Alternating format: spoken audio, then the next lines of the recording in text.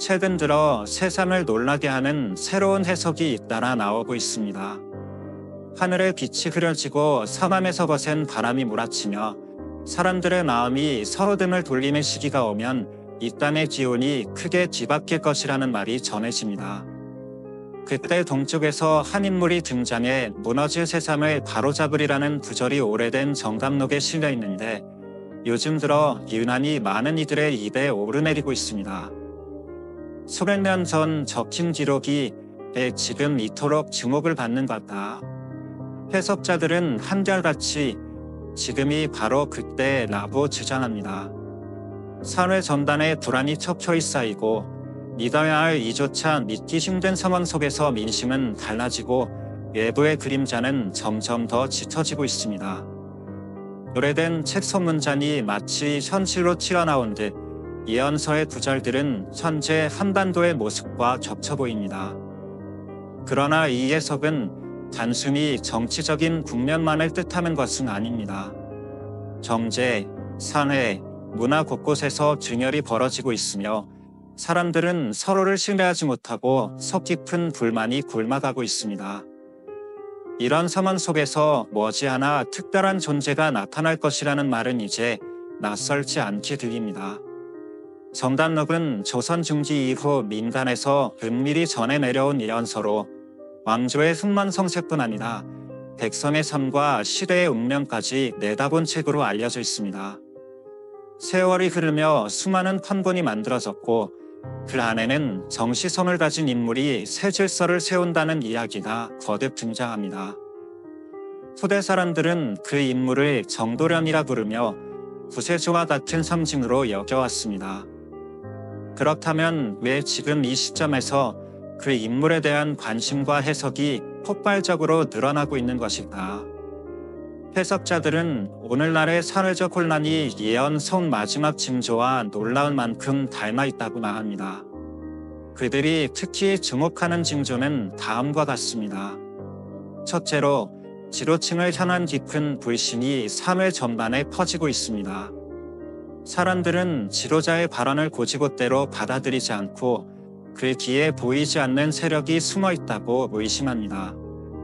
이는 단순한 불만이 아니라 오랜 세월 축적된 반감이 임계점에 다다른 징후로 여겨집니다. 둘째로, 외부 세력의 미묘한 작용입니다. 겉으로는 협력과 평화를 이야기하지만 보이지 않는 물결이 이 땅의 흐름을 바꿔놓고 있다는 인식이 널리 퍼지고 있습니다. 이는 정감록에서 묘사한 사반에서 불어오는 바람과 닮아 있습니다. 셋째로, 민심의 분열입니다. 가까운 이웃끼리 의견이 엇갈리고 한 집안에서도 생각의 차이로 대화조차 꺼리는 일이 많아졌습니다. 정감록은 이를 두고 백성들이 서로 등을 돌린다고 표현했습니다.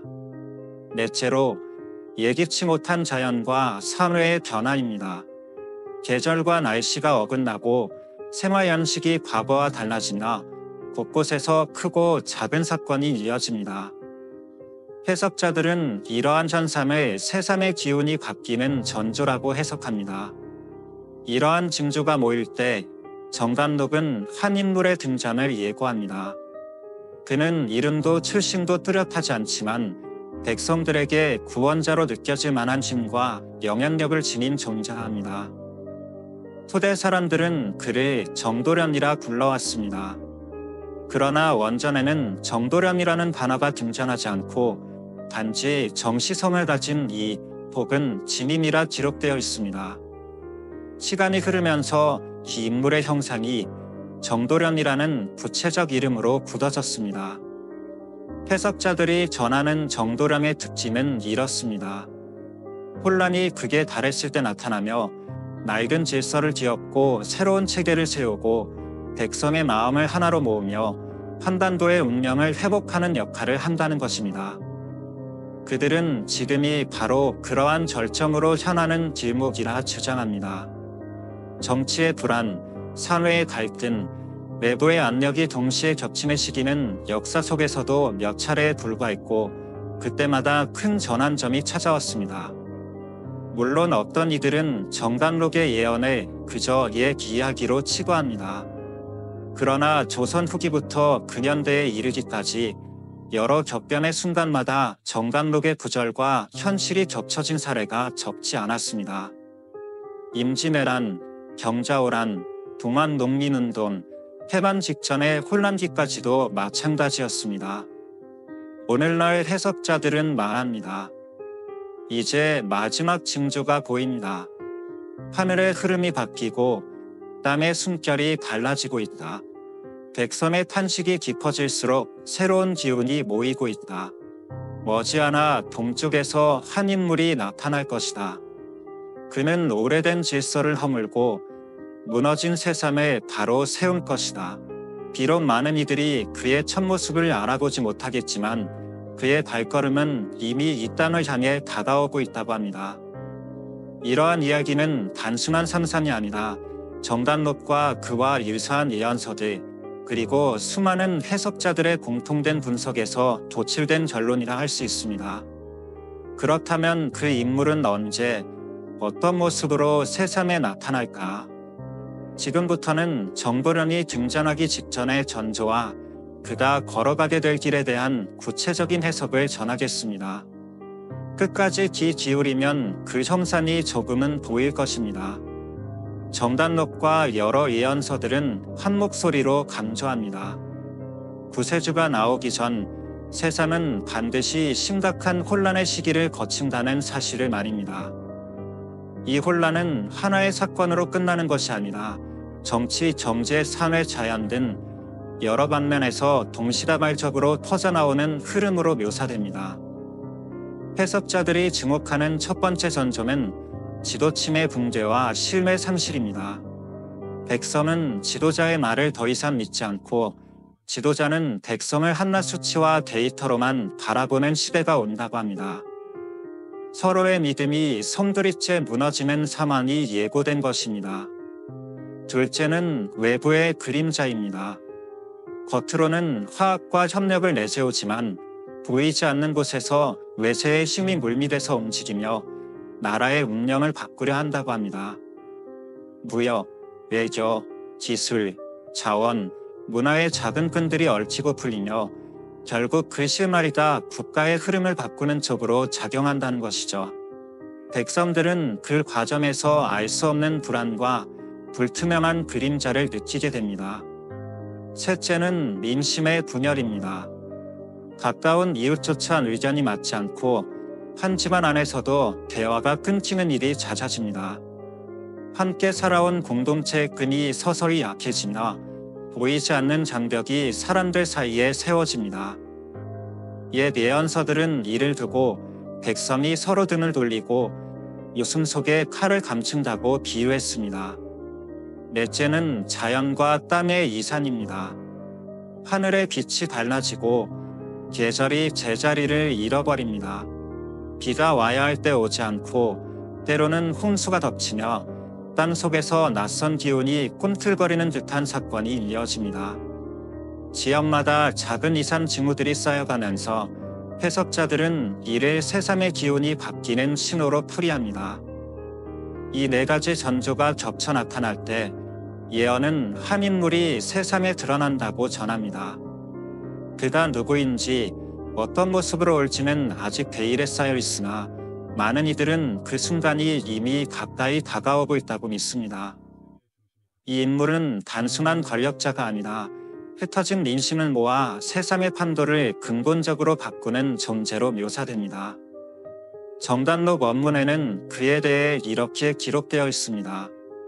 쇠퇴한 운명을 다시 일으켜 세우고 무너진 세상을 바로잡으며 강을 건너는 자와 산을 넘는 자까지 모두 그의 깃발 아래 모이리라. 그는 낡은 질서를 끊어내고 새로운 법도를 세울 것이다. 다른 예언서들, 특히 저가유록과 성화비전에도 유사한 표현이 등장합니다. 저가유록에서는 동방의 정시성을 가진 이가 나타나 백성을 모아 큰 길을 연다고 하고, 성화비결에서는 난세가 깊어질수록 산속새가 울고 그 울음 끝에 사람이 나온다는 비유가 전해집니다. 해석자들은 이러한 구절들이 혼란한 시대의 백성을 하나로 목관할 지도력을 지닌 인물을 상징한다고 해석합니다. 이 인물의 특성은 다음과 같이 정리됩니다. 등장 시기. 그는 언제나 위기와 혼란이 가장 심각한 순간에 나타납니다. 상황이 완화되거나 사람들이 고통에 익숙해진 시기에는 결코 나오지 않는다고 합니다. 가장 절망적인 순간이어야 그의 영향력이 극대화되기 때문입니다. 출심의 불확실성. 그의 태생과 삶의 경로는 명확히 드러나지 않습니다. 그러나 오히려 그 신비로운 베일이 그의 존재를 특별하게 만듭니다. 백성은 그가 어디서 왔는지보다 세상을 바꿀 힘이 있느냐를 더 중요하게 여깁니다. 백성 중심의 변화. 그의 행보는 언제나 민중을 향합니다. 권력자나 기득권보다 억눌리고 고통받는 이들을 우선 돌보기 때문에 기존 체제와 충돌이 불가피합니다. 극적인 결과, 그가 등장한 후에는 세상의 틀이 송두리째 바뀝니다. 법과 질서, 사람들의 사고, 나아가 구분까지 다른 방향으로 흐르게 됩니다.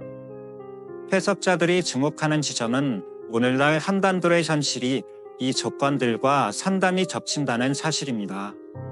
지도층에 대한 불신, 내부의 압력, 민심의 갈라짐, 자연과 사회의 이상, 징후 이 네 가지가 동시에 나타나는 시기는 역사 속에서도 몇 차례뿐이었고 그때마다 큰 변혁이 뒤따랐습니다. 정단록은 또 이렇게 전합니다. 백성의 일이 쓰고 손이 굳어 움직이지 않으며 발이 제자리를 찾지 못할 때 진임이 곧 가까이 있다. 그가 손을 들면 바람이 멈추고 발을 내디디면 물길이 잦아들리다. 이 표현은 상징적이지만 해석자들은 이를 구세주의 등장과 함께 사회의 혼란이 수습된다는 의미로 풀이합니다.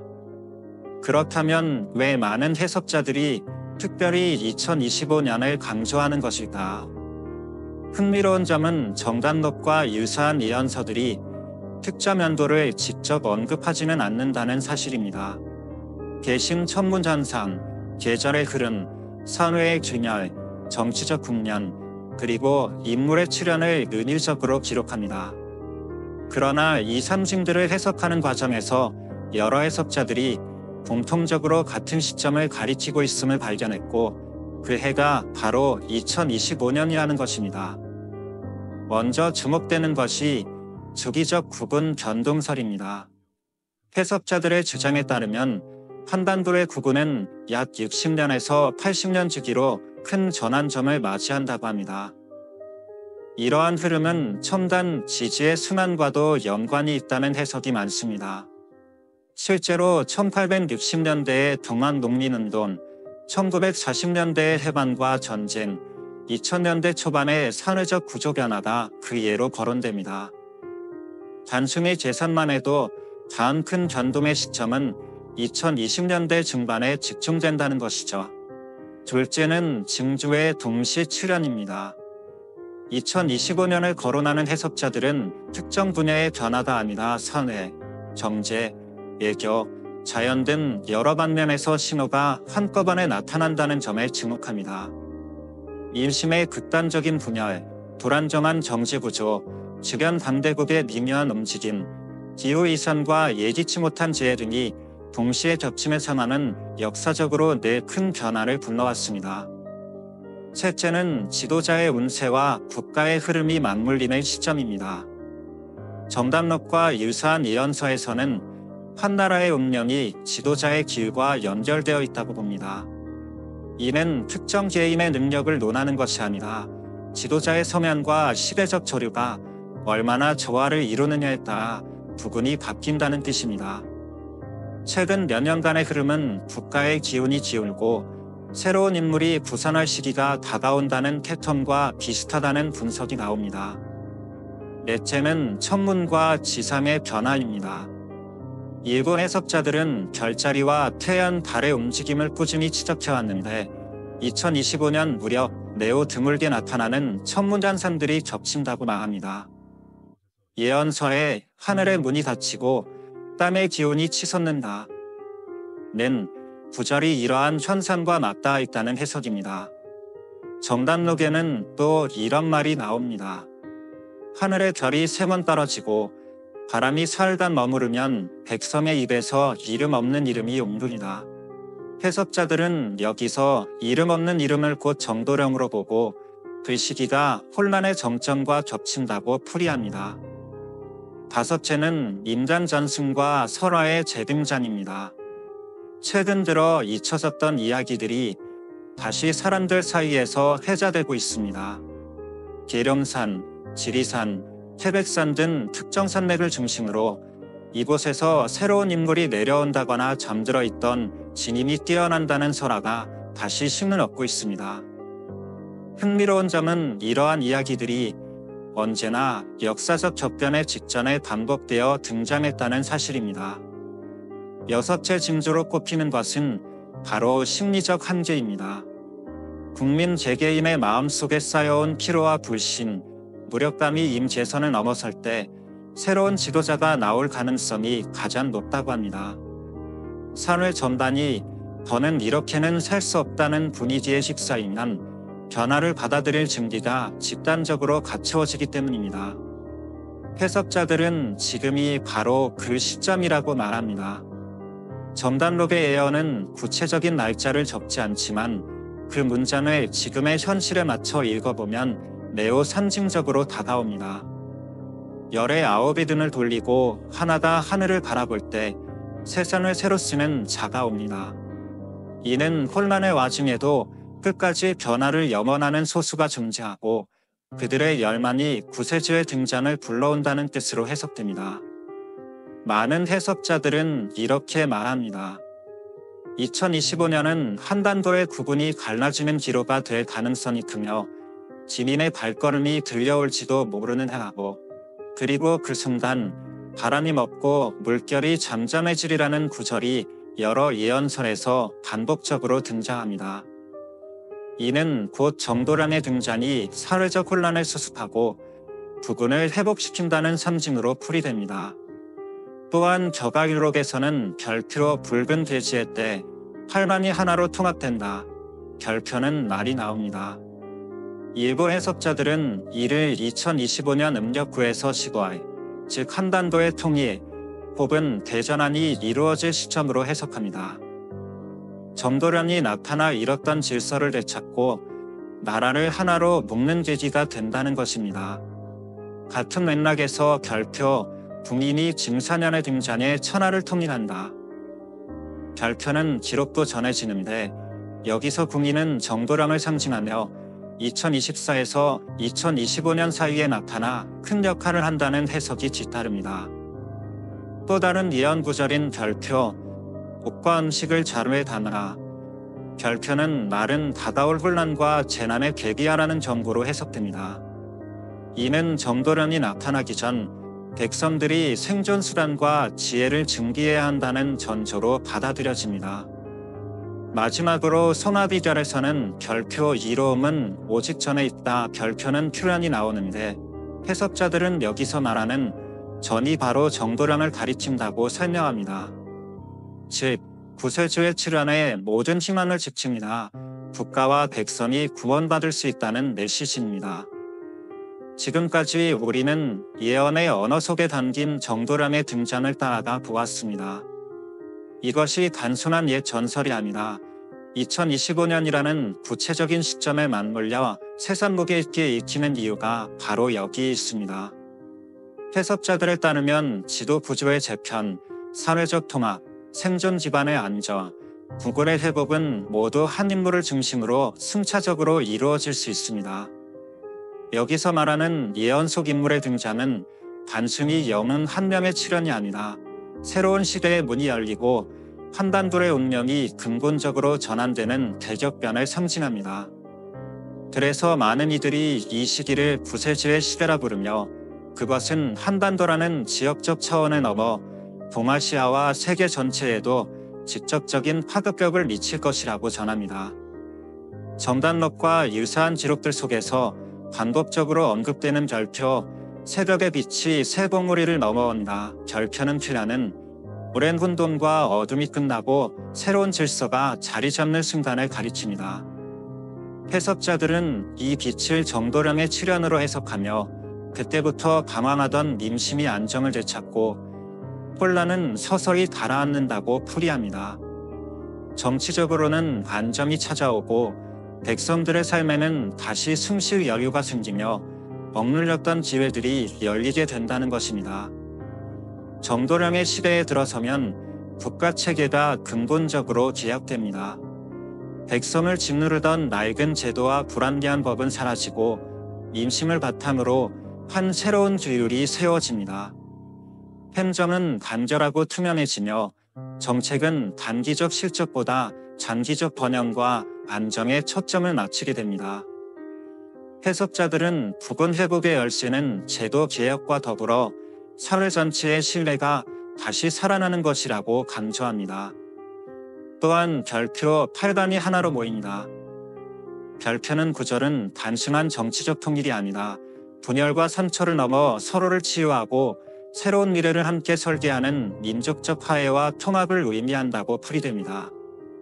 경제적으로도 자립과 재건의 시대가 열리며 외부에 의존하지 않고 스스로의 힘으로서는 국력이 완성될 것이라 전해집니다. 많은 해석자들은 특히 2025년을 기점으로 이런 변화의 전조가 본격화된다고 말합니다. 지금 우리가 겪고 있는 사회적 불안과 혼돈은 단순한 위기가 아니라 거대한 전환이 다가오기 전에 서고될 수 있다는 것이지요. 결국 오래된 체제가 한계에 다다르고 민심이 더 이상 그 체제를 따르지 않을 때 누군가는 자연스럽게 새로운 길을 열며 구세주의 길을 걷게 될 것입니다. 그리고 정관록이 예고한 그 시기, 한반도의 구원자가 모습을 드러낼 날이 멀지 않았다고 해석자들은 전합니다.